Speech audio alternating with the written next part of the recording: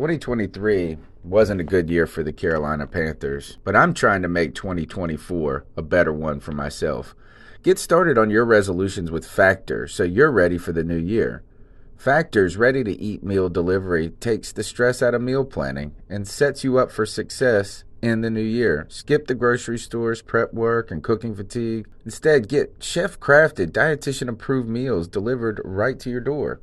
With over 35 meals to choose from per week, including keto options, calorie smart, vegan plus veggie, and more, plus over 55 weekly add-ons, you'll have a ton of nutritious and flavorful options to kickstart your resolutions. Skip that overpriced takeout trap. Factor is cheaper and way more delicious than takeout.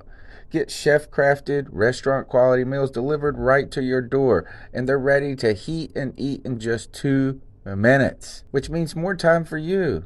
Head to factormeals.com/C350 and use the promo code C350 to get 50% off. That's code C350 at factormeals.com/C350 to get 50% off. Early contests build momentum for 2024 contenders seeking the White House. C-SPAN offers unfiltered coverage of events leading into early primaries and caucuses. Get access to speeches and results with the free app, C-SPAN Now, or watch live on the C-SPAN networks. Yo, what's good, Panther fans? It's your boy, the Professor, a.k.a. Tony Dunn.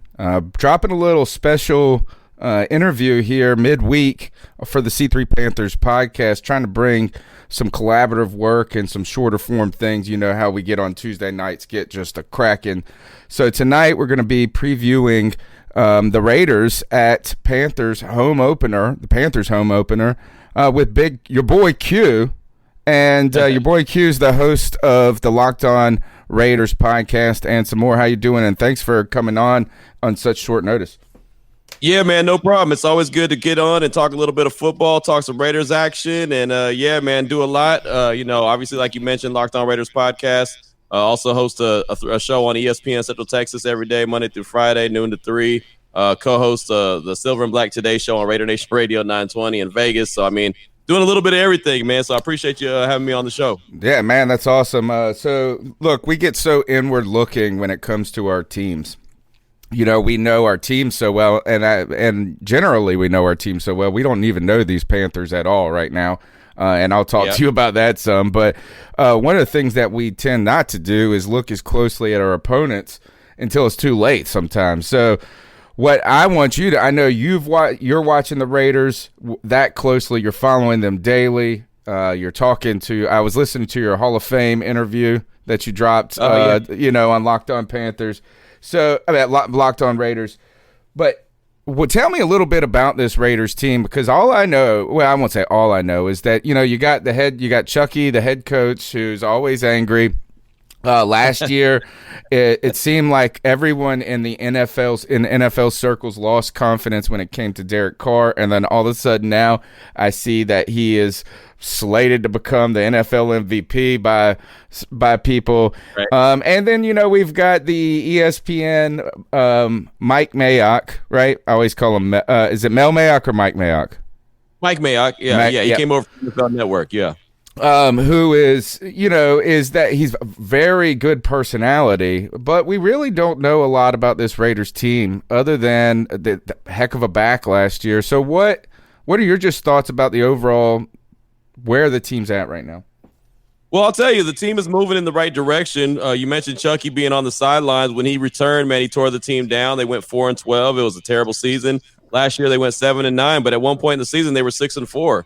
It was very positive. People were saying that, hey, man, Gruden's got them going in the right direction. They just didn't have enough depth, man. Their team, they had a lot of injuries later in the season after week 10, and it just kind of the wheels fell off. So they only won one game the rest of the season, ended up 7-9. But then they went into the draft, man, and they did some good things. They went into free agency actually first and addressed the defense, which was the Achilles heel of the team. The linebacking core was horrendous, so they needed to fix that up. So they did. They brought in Nick Witkowski from Chicago. They brought in Corey Littleton from the Rams, two of the better linebackers that were available by way of free agency, and they just fixed that linebacking core up, and then they just recently made a trade with the Dolphins for Raekwon McMillan. So, I mean, their linebackers are completely different. They got one holdover, Nicholas Morrow, from the last year's team, but let's put it like this, man. When it's defense, you're talking about defense. Mike Mayock said it the other day, and so did John Gruden. When Gruden took over in 2018, since then there is no defensive starters still on the squad in 2020. Jeez. So I mean the whole defense has been remade, which it needed to be. I mean it had to be. It just was not a good unit, and so they got a lot of youth. And I think it's funny, man. I've been talking about the Panthers a lot because obviously the game's coming up on Sunday. I'm a big fan of what's going on in Carolina. I'll tell you off top, I'm a big fan of Matt Rule. I covered him here in Texas at Baylor. He was the head coach at Baylor, so I was around him all the time. The Panthers got a good one, man. They got a hell of a coach. He's going to get that team where they need to be, but it's going to take some time. It's not going to be overnight. I mean, that's just who he is. He's Bob the Builder is what I like to call him, but he knows how to do it and he'll do it right. You know, he will. They're going to be good. We're hoping for that. It's been it's been tumultuous for us because we've lost everything that we hold dearly, right? That you lose Cam, you lose Luke, it's just completely different, and we're just hoping all the talk is right. Now, you did mention last year for the Raiders that the defense was the Achilles heel, and the Panthers defense wasn't very good, was awful last year, but our problem was the run defense. Your run defense was decent last year, but you were 30th in passing yards allowed. Have you guys addressed this? I know that you got Mullen and Arnett at corner. Abram, he's a safety, right? Yeah, he's coming back. He only played 30 minutes in game one of the season. Then Torres labrum was out the rest of the season, so he didn't get any any burn that way. So he's basically a rookie all over again. But yeah, he's back. The whole secondary is young, man. And again, it's funny. I compare these two teams to being on the same level because they're both really, really young.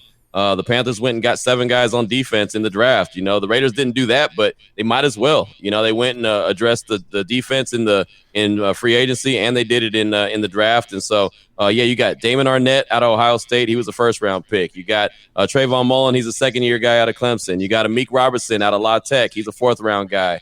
You got some young dudes on the defensive line, and the pass game, man. The passing defense was awful because the pass rush just didn't get home enough. Max Crosby was a nice piece, but he was like one of the only pieces. So the defensive tackles, they got to be better. The DNs got to be better. I mean, the whole defense in general has got to improve. That's how the Raiders take the next step, go from 7-9 to possibly a 9-7 team. So that's the kind of steps that you're looking for. That's what you want to see. And I think on Sunday it's going to be a tough game, but it's not a game that the Raiders should not win, only because there's so much unknown on the Carolina side, so much new, including the head coach, defensive coordinator, quarterback, the offensive coordinator, everything, man. It's going to be a tough game, but it should be very interesting.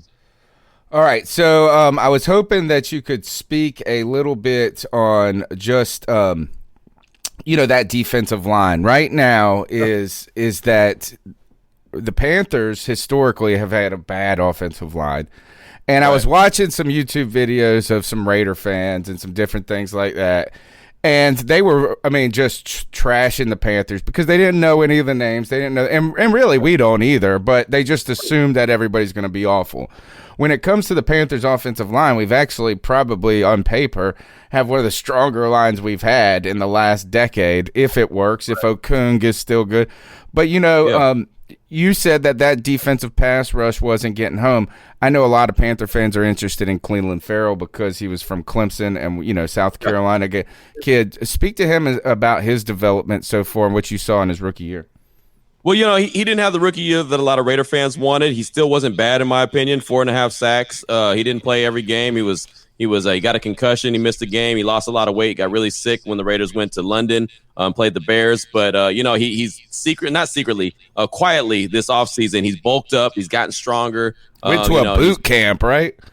Yeah, pretty much. He put a bunch of muscle on, and he's ready to rock and roll. And he said that you're not going to recognize me when I get back to camp. And he does. He went through a body transformation, really looks really good and focused, and that's all that really matters. But when it comes to his play, man, he's going to play on the outside. He's also going to play on the inside. They're going to rotate him in and out. So he might not be a guy who's consistently going after specifically just the passer. So I like who he is, man. I like the guy he is. A lot of Panther fans obviously will be very familiar. Like you said, he's from Clemson. I like his leadership. That's what the Raiders desperately needed in 2019 when they drafted him. They needed guys that expect to win, know how to win, have leadership skills. They didn't have that. They were struggling to get those guys, and so now they have them. Clee's a good dude. I think he's going to do some good things. I think you'll see a much improved Clee Farrell in 2020, and that defensive line is going to be a lot better, in my opinion, because Rob Marinelli comes over from the Cowboys, and he's an old school coach, defensive line, old wily guy, man. He gets after it. He's going to ride your ass, and he says that he's a guy who cusses everybody the loudest in the room, but he's the only one allowed to cuss them because those are his guys. So I think Max Crosby gets better. Malik Collins, he's another big pickup. He comes over from the Cowboys. He's a damn captain. He's on a 1-year deal. Never played with the team, and he's the captain of the team already. You know what I mean? Just that's how much they're expecting from him. So I think the defensive line is going to be a lot more improved in 2020, and it has to be. Again, it starts in the trenches, and then of course it ends in the back end. So they just got to improve that whole defense all around. That defensive class of edge rushers last year was one of the most elite ones, at least according to scouts, and we got one of them at what we get 16. Brian Burns. Similar. I feel like very similar in style to Cleveland Farrell, but maybe more of an advantage of playing a traditional end position. It's nice. More often. Yeah, it's nice to hear Farrell is, well, not for this week, but that he is motivated to kind of continue that growth. Right. And I've always said that defensive ends, truly, unless you're like a Jadeveon Clowney or a Julius Peppers type, Bosa or something like that, right, is that it's a couple of years to get good in the NFL because the offensive linemen are just so damn good, right? That, and if you just want to beat them with speed all the time, they're going to learn how to adjust with that. As you continue to look at that defense, do you think that the Panthers, one of the strengths with this team coming forward is there's a lot of excitement around our offensive coordinator and Joe Brady coming from LSU and that high-powered offense from last year, and then we've got some speedy guys. I almost want to believe that there's going to be points put up in this game, in the passing game from both sides. I do think both teams will be rusty. How do you think that your secondary is going to match up against the speed of a Robbie Anderson, the tenacity of a DJ Moore, and really the excitement surrounding Curtis Samuel and always the threat of Christian McCaffrey? Yeah, I mean, I think you hit it on the head right there with the last name you said, Christian McCaffrey. I think personally it starts and it ends with Christian McCaffrey. If you're the Raiders, if you're defensive coordinator Paul Gunther, you have to make sure somebody else besides Christian McCaffrey beats you. You know what I mean? Like that's how you go into the game, in my opinion. You can't let 22 beat you because he can. He's a great runner, as you know. He's a great receiver.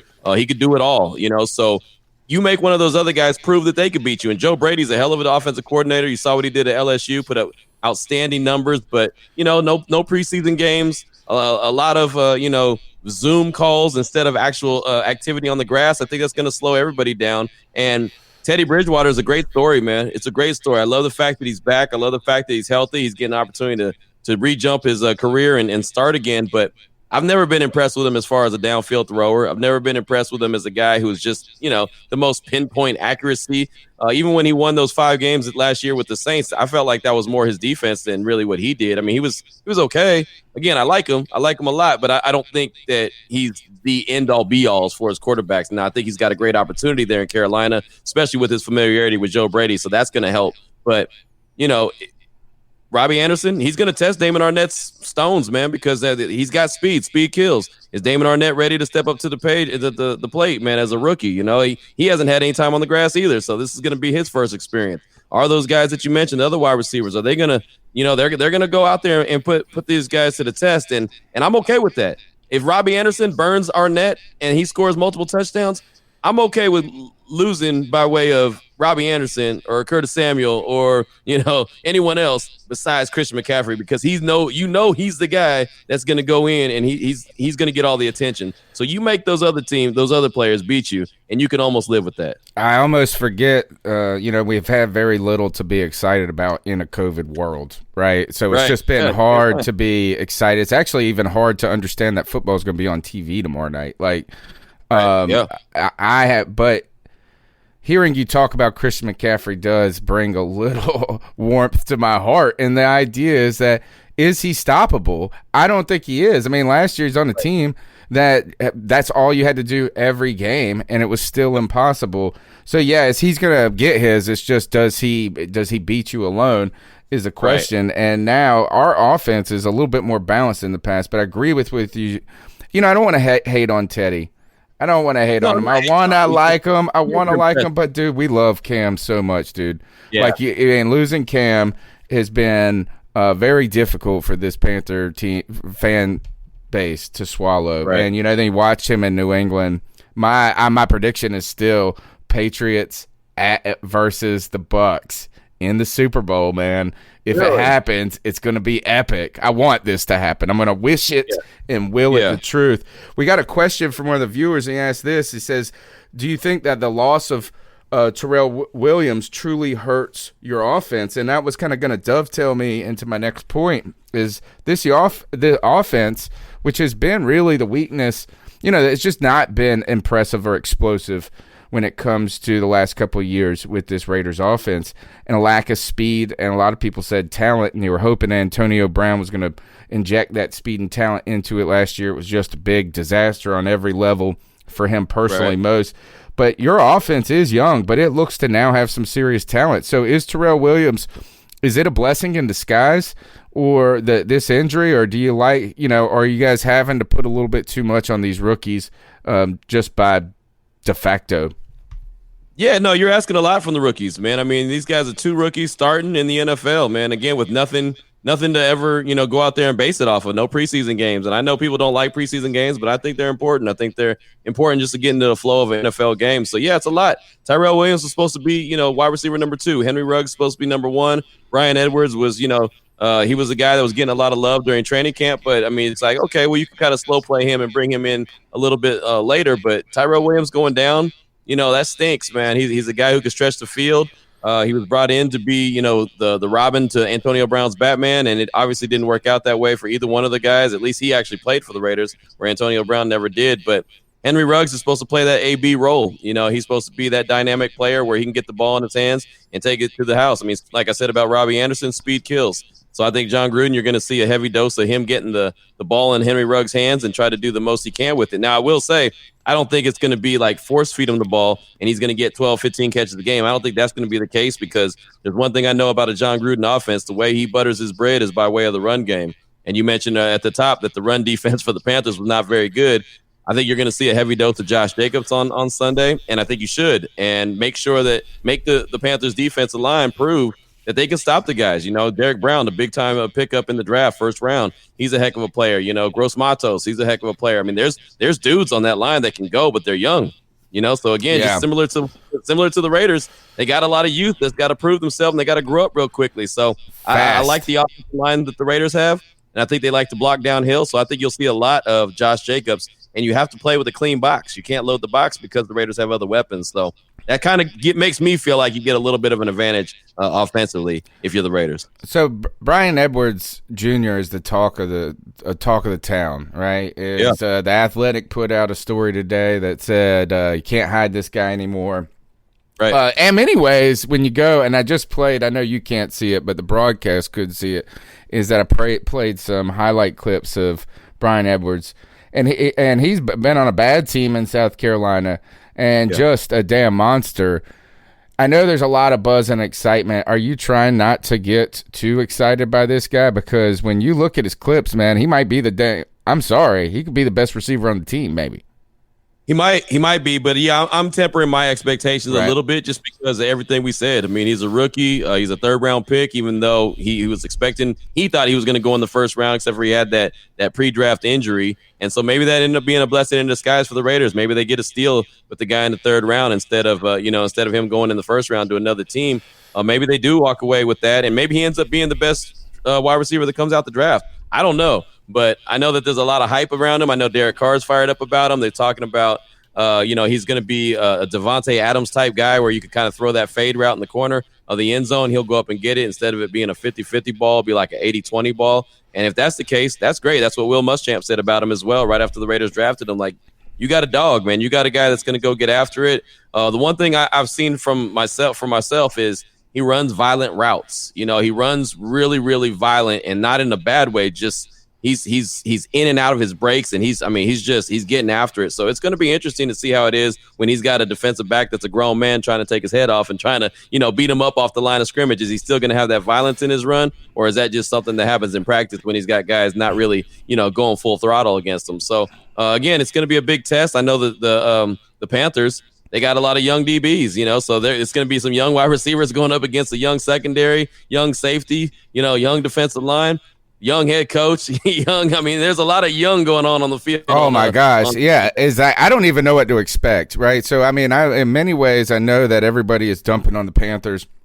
No chance to win, but we really don't know. We don't know if they're good, they're terrible, they're okay, they're going to get better. The secondary is a concern. And the reason I bring up Bryan Edwards Jr. the most is that he has NFL size. The question that I always have is that with these smaller guys, Ruggs only 5'11". He is stout though at 190. I'm saying he's not a little tiny guy, but it's a grown man's game in the NFL. The sad thing though is the Panthers corners are all undersized. Inexperienced and very undersized. If I can mention that again, is our number one corner. Dante Jackson can run with the wind, like the winds, and I'm sure he's going to be on Ruggs in this case, or I assume he will be. But I don't know how you can build a secondary or at least a corner tandem around guys that are under 6 foot. I know that it's okay to have a 5'10" guy, but how are you going to stop a Julio? Bryan Edwards Jr. 6'3"? 217, can run, can catch. And I always had a friend that said this. You said violent routes and attacking the ball. I always had a friend that said this. If you're a receiver, you know a real receiver when you see him go get the ball. When he goes, gets it, and doesn't let you. How many great talents or athletic guys have you seen and they wait for the ball to come to them? Right? Exactly. You can't do that. You can't do that. You got to go high point that thing. Let's turn our attention to your running back. Is that while Christian McCaffrey obviously is, arguably the best running back in the NFL. Actually, I won't even think there's a question on it right now. He deserves to be considered that. But really, you're picking nits at this point because it's Josh Jacobs, right? Yeah. All right, Josh Jacobs is this guy. Really hell of a season. Could have been Rookie of the Year. I know John Gruden said he should have been in his mind. I'm concerned about, not concerned about it being a high-scoring game. The thing that the reservation about this being a 33-28 type game is that both of these teams have young secondaries and they have great running backs. So speak a little bit about Josh Jacobs coming to his second year, how he dealt with injury in that first year. He just looked good. I was watching a game. I was pulled on NFL Game Pass before you came on, and I was watching y'all play the Colts. It was week 4, and y'all just smoking them. Now, they weren't a good team, but speak a little bit on what Josh Jacobs gives to this offense and what you expect on Sunday. Well, he brings toughness. I think first and foremost, he brings toughness to that running back position. He hurt his shoulder in week 4 against the Packers and played another 9 games after that. He's a dude. He's one of those guys that still has his best future. His future is bright. I think his best football is still in front of him. He was a guy coming out of Alabama who wasn't a starter, so he didn't have a lot of burn on his tires. A lot of tread wasn't gone from him, like most running backs that come out of Alabama who get used up all the time. He wasn't that guy, so he had a chip on his shoulder, wanted to prove who he could be, and he's really been that guy. He's a bell cow. He should carry the rock about 25 times a game. He also could catch the ball. They didn't use him a whole lot in his rookie year. I think he only had 20 pass catches his rookie year. And John Gruden has said that he wants to get him a lot more involved in catching the ball out of the backfield. That's going to help out Derek Carr as well. I think that sky's the limit for this guy. If he could stay healthy, and I think this is the biggest key, or it's not even a knock, it's just the biggest thing for Josh Jacobs moving forward. If he can stay healthy for a 16-game season, he's going to be a real deal dude. I mean, literally, I think he could be the MVP of the Raiders, no doubt about it, just because, hell, he had the 1,150 yards in 13 games last season. You imagine if he played 16 games, what he could have done. I mean, this guy, he would have won Offensive Rookie of the Year if he had played all 16 games, in my opinion. I thought Kyler Murray winning it was a joke. He didn't even have 4,000 yards passing, but whatever. That's a whole nother conversation. Don't get me on my soapbox with that. But yeah, I expect big things from Josh Jacobs. I really think with Henry Ruggs outside, Brian Edwards, Darren Waller, Hunter Renfrow, another guy everyone's very familiar with from Clemson, all those guys that are weapons that Derek Carr can get the rock to, it's just going to make it a lot easier for Josh Jacobs to run with a clean box. I said that a little earlier. It's just he was running against loaded boxes all his rookie year because there was no weapons that anyone was worried about. You have to pay attention to Henry Ruggs. If they never throw the ball to Henry Ruggs, you better have a DB on him at all times because that speed kills. So that's going to open up things for the run game, and that's how John Gruden's going to want to take care of this game. And that's the other reason I don't think it's going to be a 33-28 game, because I think the Raiders are going to try to take the life out the game and just really limit the possessions that the Panthers have and try to go on as many 7 or 8 minute drives as they can have and just cash in at the end and hope that they can win that way. I got the game 24-17, Raiders coming out on the top with victory. But that's based off of, their offense that they had last year with some extra weapons added to it this year. Where's the weakness on this team? I think in not knowing, and what I mean by that is the youth. The youth just don't know. They don't know what they don't know. So I think that they have to learn. They have to step up quick. And then I'll say the depth on the offensive line. As far as the tackles go, if Trent Brown goes down, he went down last year. He didn't play a full 16. He's a mammoth of a man. I mean, you literally have to run a country mile to get around that dude, And so when he went down, you could see it hurt. So I think the tackles, Colton Miller's done a good job since he's been in the league. He's gotten better every year, the left tackle. But that right tackle position in particular, man, if Trent Brown goes down, the Raiders could be in trouble because I don't have a lot. Isn't he been dealing with injury, too, throughout this training camp? Yeah. He's dealing with the calf injury right now. He was rehabbing a pec injury that he had going into the offseason. Now he's dealing with the calf injury. He's only practiced a little bit, a couple days here and there, but he's got to be healthy, man. He's got to be out there and find a way to get out there and do it on Sunday. If he can't do it Monday through Friday, he's got to get out there and do it on Sunday and do it at a high level. Why is the temperature or the attitudes about Derek Carr changed over the last 2 years? Is that I've never thought of Derek Carr to be as really good or really bad. I always just thought of him to be okay, but it seemed like the entire NFL gave up on him vis-a-vis last year. But all of a sudden now there's a resurgence. Where's this excitement coming from Derek Carr about? I don't want to confuse him with David. That's a good question. Everyone when Gruden took over thought Derek Carr is not going to get along with him. Gruden and him will never mesh. And then, of course, he went out and won 4 games. And so Raider Nation's really, split on him right now because they haven't seen him win enough games, in my opinion. He's got to go out and win more games. He's done some things where he's checked the ball down and, it's 4th down. He throws the ball into the ground just because he, doesn't want to create a turnover or whatever. And so his decision-making hasn't been that great as far as, in certain situations. He's been statistically a pretty good quarterback, but certain situations he needs to be a little bit better. And, it should be interesting. He's in year 3 under Gruden now. A lot of people expect him to go out there and really ball out and have a hell of a season. And then some people think he's just going to be, old Derek Carr. It's not going to be a big deal. He's not going to be able to win enough games. And, everyone since Gruden's come back has been trying to write Derek Carr off. I mean, every single year, no matter who you talk to, they say, John Gruden's not in love with Derek Carr. John Gruden's not tied to Derek Carr, but yet he's been around now for 3 stinking seasons. The Raiders have had multiple opportunities to go and get quarterbacks in the draft, and they haven't. So that tells me that he's not as, not happy with Derek Carr as people think. I think he wants him to do more and show more, but I think he's fine with Derek Carr. So we'll see. We'll see what he does, how much he improves. But I've been calling it a season where there should be no excuses for Carr. There should be no excuses for Gruden. There should be no excuses for the defense. everything needs to come together in a year like this because I think all the areas of need and their biggest weaknesses have been addressed.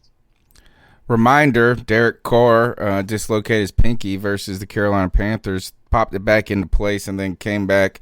Didn't play that well afterwards, but still, I think you guys were able to pull the win out. And Won the game. Yeah. Won the game, yeah.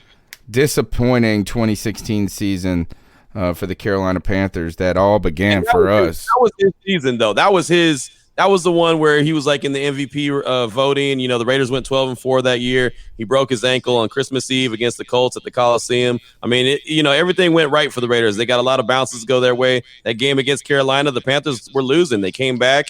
Derek Carr left the game when he got injured, and then Khalil Mack ended up intercepting Cam and taking it to the house. It was a little screen pass, and Cam threw it basically right to him, and Khalil Mack, he basically saved the day. I think he had like 4 sacks that day, including a strip sack on Cam late in the game to seal the victory. So the ball bounced correctly for the Raiders in 2016. I mean, everything that could go their way did, and it really hasn't done that since. So, I mean, the defense needs to create some turnovers, and Derek Carr's got to play better.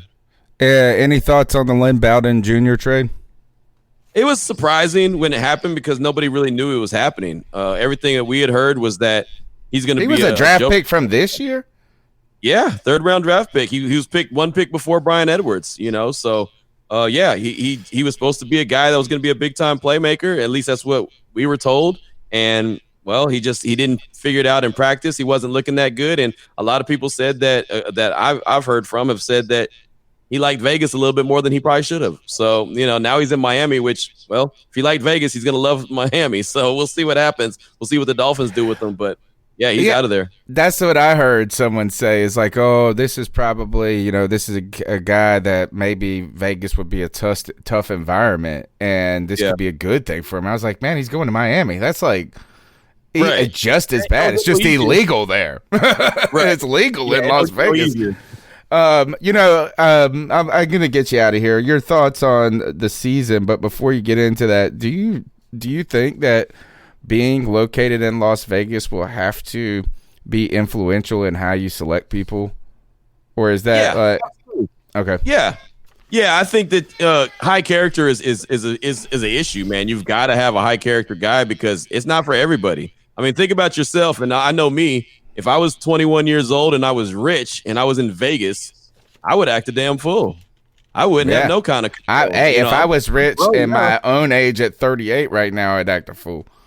Yeah, that's what I'm saying. Like, I mean, Vegas ain't for everybody. So I get it, man. If people have issues and they struggle a little bit, I get it, man. Like I said, if I was 21 and I was in Vegas with a pocket full of money, I would act a damn fool. And so I don't blame these guys for struggling. But that's why you go through the process. That's why you interview these guys. That's why you do background checks. Make sure that, hey, maybe this guy can handle it. Maybe he can't. I know a lot of people in Vegas, keep saying like, oh, well, you guys overreact to Vegas.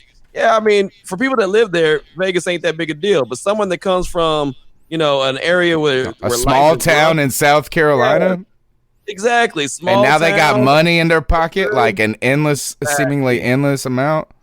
Oh, my gosh. So it's everybody. So I don't really blame the young man for going to Vegas and getting some money in his pocket and going and buying some cars and just kind of enjoying life a little bit because again, it happens, man. Life happens. So I give him all the credit in the world, and I hope that he thrives in Miami. But it just didn't work out in Vegas, and the Raiders were smart enough to just go ahead and move on from him before it became a problem. What do you think the 2020 season is going to look like for the Oakland Raiders? The Las Vegas Raiders. Well, I'll say this: they went 4-12 in 2018, 7-9 last year. Natural progression, in my opinion, says they got to go at least 9-7. That should be the floor. That should be the floor because hey, you want to see your team continue to improve. So I'm saying that the Raiders, they should be shooting for 9-7 and capped off probably the ball bounces their way a couple times like it did in 2016, maybe 11-5. And, it's a tough division, though. You're in the AFC West. The Chiefs are the cream of the crop. They're going to be the division winners most likely unless something crazy happens. But I think that the Raiders, especially with this year being a new year where they added an extra wild card guy, or a wild card team, I think that they should be competing for that. I don't know if they're going to get it, but that should be the goal. Like, hey, at least look for that wild card. Try to make that happen. If you can do that and week 17 be in the conversation, then you've had a good season. But I think that they should definitely get 9-7, be 9-7 at the end of the season just because that's natural progression. What was your score again? For the game, 24-17 Sunday, Raiders. Okay. You got any questions for me about the Panthers? Man, I would, but I feel like I know so much about it because, like I said, Matt Rule's my guy. I love me some Matt Rule. I've been talking about him even before he got the job in Carolina. I've been saying since the minute he got to Baylor, I said that dude's not going to be at Baylor long because he wants to be in the NFL, and he's a damn good coach. So why should we be so excited about him? He's going to build it right. He's not gonna take shortcuts. He's gonna piss you off at times. I mean, hell, the first year at Baylor, he went 1-11 or 1-10 or whatever it was. He got one victory. That's it. And everyone thought, oh, he can't coach. He's not the guy. Get someone else in. And then all of a sudden he turned things around. And then last year went to the Sugar Bowl. So, he can coach. You got to give him an opportunity. Phil Snow's defense, I've heard, is very difficult to kind of pick up. That's something that I saw it firsthand. The first couple of years in Baylor, it was rough. But then the third year, they picked it up, and their defense was one of the best in the country, and so they had a lot of guys from the defense go to the NFL. I mean, that they do things the right way. He's gonna get it right. He's got a lot of guys that he has a chance to mold. He has a lot of youth he brought in, a lot of Baylor guys. There's a lot of Baylor coaching staff there. What's his name? Man, I forgot it now. The 6th round pick, Bravion Roy. He was a nice little run stopper, run plugger at Baylor. Clay Johnson, who's on your practice squad now, he was a Baylor guy. I mean, they got Derek we Thomas. have so many Temple and Baylor guys. It's crazy. Yeah, he puts familiarity around him, and he's gonna get it. He's gonna get it done right. I mean, Carolina will end up loving him. There's a reason why he got a long contract. Every stop he's been at, the fan base loves him when he leaves. Every single one of them. I just want to know why he got rid of Cam. That's all we want to know. Why did you get rid of Cam? He knew that he had a 7-year contract and it was a time for a rebuild, and I don't think he believed that Cam is healthy. And I don't know if Cam is healthy either. I really don't. We'll see in New England. I'm not 100% sure that Cam's healthy. He hasn't been healthy for 2 years.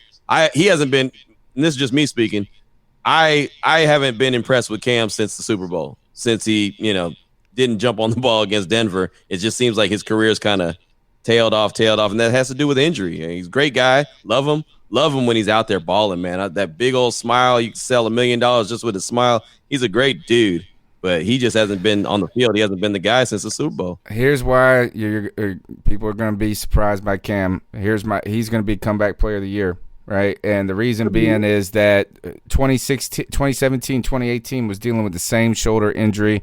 They tried to go the shortcut route, the first surgery. They mismanaged. Cam was scared of the knife. I think that's what it is. Cam's always been scared of the knife. He just always was trying to rehab rather than going to get surgery.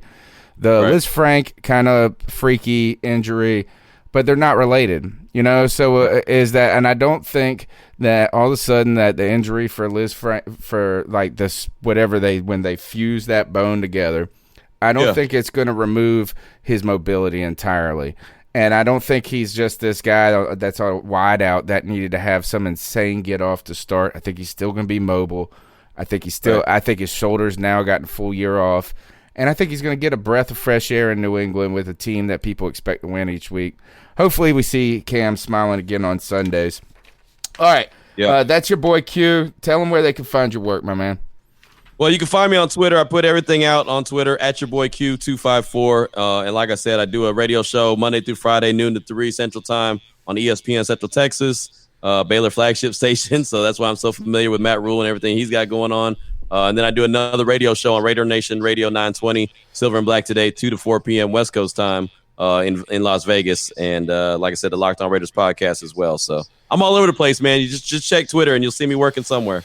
Dude, thank you for coming on tonight, guys. That's the C3 Panthers podcast, bringing you the preview of the Las Vegas Raiders at the Carolina Panthers. We have football, and since we have football and you're excited, go ahead and smash the thumbs up button, subscribe to the podcast, and don't forget, we got the post-game show. The call-in number is 252-228-5098. We'll be here 4:30 p.m. Eastern Standard Time, breaking down this game. Your boy Q, thanks a lot for coming in at the last second. I really appreciate it. No problem, man. Appreciate you having me on the show. All right, we're out. Later. Subscribe to the C3 Carolina Panthers podcast on iTunes, Stitcher, YouTube, or anywhere you can catch an RSS feed. Check out CarolinaCatChronicles.com for the latest Panthers news and opinions from the fan perspective. Straight cash, homie. Looking for a fun way to win up to 25 times your money this basketball season? Test your skills on Prize Picks, the most exciting way to play daily fantasy sports. Just select 2 or more players, pick more or less on their projected stats, and place your entry. You could turn $10 into $250. Right now, Prize Picks will match your first deposit up to $100. Just visit prizepicks.com/fan and use code FAN. That's code FAN at prizepicks.com/fan. Must be present in certain states. Visit prizepicks.com for restrictions and details. The future of legal THC is Mood's THCA flower. Find it today at HelloMood.com, the best online dispensary that ships discreetly to your door. Great for beginner and veteran users, Mood enhances awe-inspiring experiences with a variety of high-quality products you can trust, from gummies and pre-rolls to classic flower and so much more. Try Mood's new THCA flower today, and for 20% off your first order plus a free pre-roll of THCA flower, go to HelloMood.com and use promo code PODCAST20.